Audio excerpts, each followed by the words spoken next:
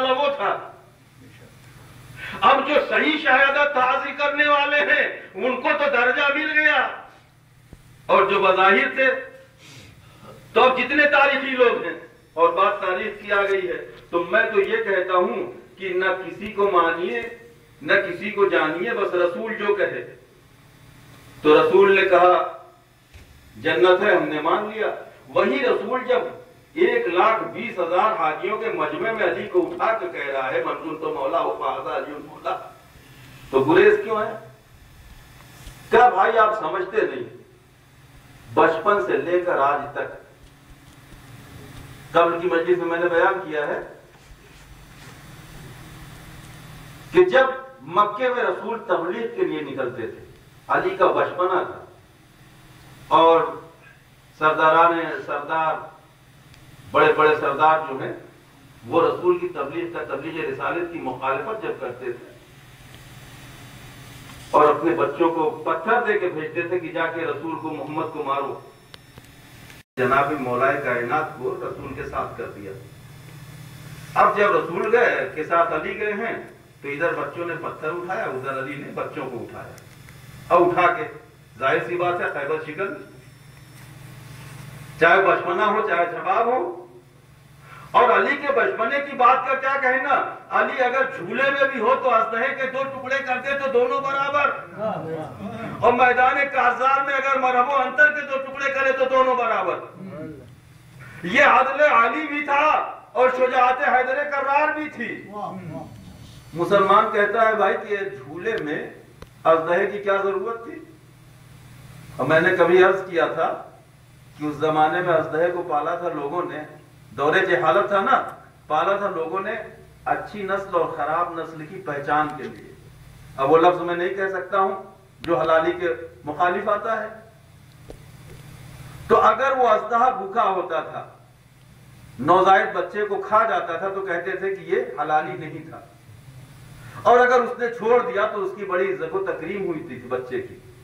तो जब मौलाए कायनात की विलादत हुई तो वो भी लेके आए। जब लेके आए तो आपने एक मरतबा इधर से लेके आए तो उधर मुंह कर लिया, उधर से लेके आए इधर लेके कर लिया, तीसरी बार एक मरतबा हाथ बढ़ाया और 2 टुकड़े बिल्कुल बराबर। कहां अस्तहा कहां अली, झूले में। कहा ये कैसे हो सकता है? हमने कहा सरकार जिसकी तरह से हो सकता है, जब अली अगर आगोश नबी में कुरान सुना सकता है तो झोले में अस्तहे के टुकड़े कर दे तो है, क्या बात है। सलवात मुझे मोहम्मद।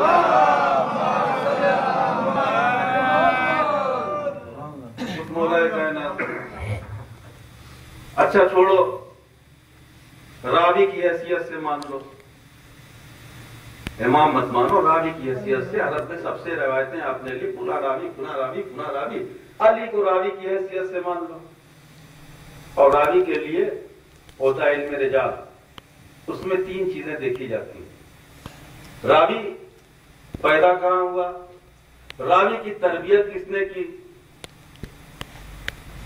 रावी की तरबियत किसने की, रावी पैदा कहां हुआ, और रावी की शादी कहां हुई। ये चीजें खासतौर से देखी जाती तमाम रावियों में। अगर देखना हो कि रावी सही है या गलत है तो रावी की हैसियत से मान लो। कहा हम अली से रवायतें तो ले लें, लेकिन जिसके फर्द को अली ने तहतीब न किया हो। अजीब बात है, क्या मेरे मौला ने कोई ब्लड बैंक बना रखा था कि शौक था उनको इंसानों को कत्ल करने का? कहा नहीं, वो बात नहीं है। जब लोग आते थे नबी की मुखालिफत में तो अली उन्हें तहतीब करते थे। मैंने कहा अजीब बात है, मारा जाए काफिर नाराज मुसलमान हो भाई, या तो उन मुखालिफत करने वालों को मुसलमान मत मानो, और अगर उन्हें मुसलमान मान रहे हो तो फिर तुम्हारे ईमान का क्या कहना। मारा जा रहा है काफिर, नाराज हो रहे हैं आप अली से, तो रावी की हैसियत से। तो रावी पैदा कहां हुआ, तो अली रावी तारीख कायनात का वाहिद रावी है जो खुदा के घर में पैदा हुआ। कोई ऐसा रावी नहीं आज तक। और बात आ गई है तो कहता चलो, कब्र की मजलिस में मैंने अर्ज किया था, और आपके जहनों में ये बात होगी कि कायनात नहीं, बल्कि आलमीन में कोई ऐसा नहीं है जो मोहताज अली ना हो। मैंने साबित किया था कि कलमा जो पढ़ते हैं 73 फरके के मुसलमान, ये सब सुन्नते अली है। भाई दुनिया में सबसे पहले कलमा ला इलाहा इल्लल्लाह मुहम्मद रसूलुल्लाह लिसाने मौलाए कायनात से अदा हुआ, दावतुल अशीरा।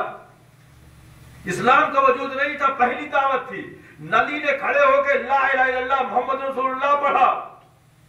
अब मुसलमान अपने को नबी के सुन्नत पे अमल करने का दावा करता रहे, हम सुन्नते नबी पे अमल करते हैं, हम सुन्नते नबी पे अमल करते हैं, लेकिन तुम उस वक्त तक मुसलमान हो ही नहीं सकते जब तक सुन्नते अली पर अमल ना कर लो। सलवात में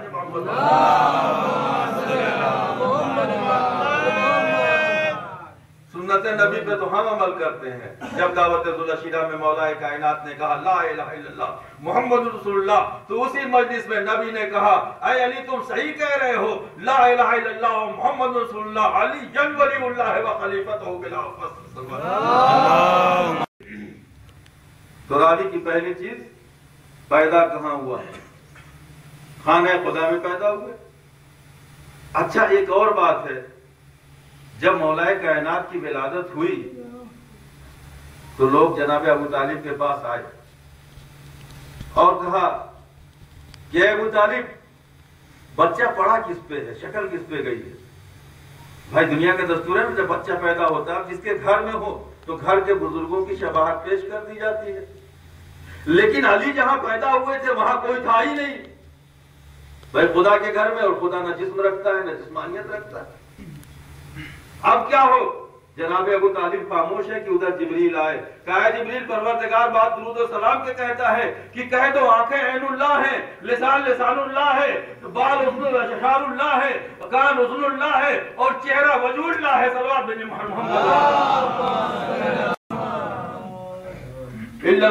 फिल कुर्बा, मेरे कराबतदारों से मोहब्बत करो, मोहब्बत करो।